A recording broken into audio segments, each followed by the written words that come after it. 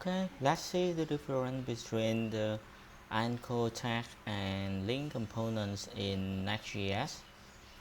First of all, those links are generated by anchor tag. So let's click on products link.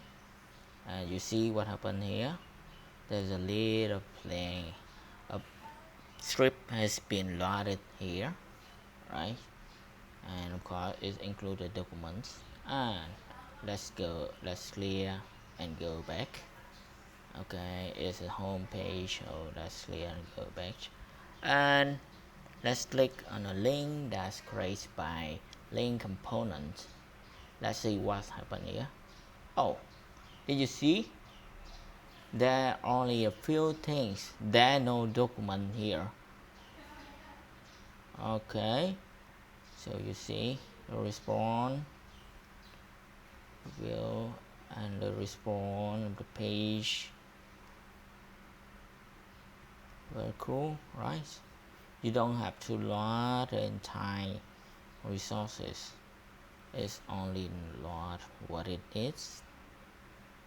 It's a page in products link, product segment. And another useful thing that link component in Next.js provide us is this behavior. Let's say we have a list of product here, and let's try to click on the first product. You see, okay, because here you already use the link component. This is what you see. And when you, let's see what inside. Okay, very cool. So let's go back.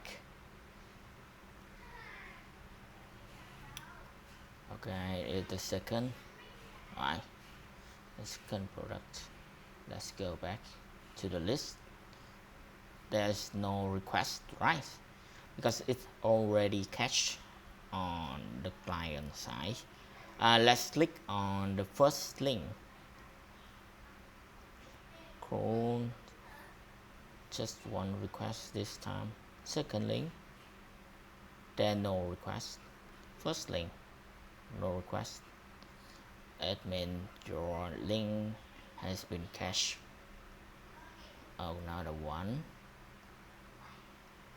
4, 5, 6. Okay, let's clear and let's click from 1 to 6 again. 1, 2, 3. It's still in cache. The cache is not invalidated, so you won't see any request. Okay, very cool.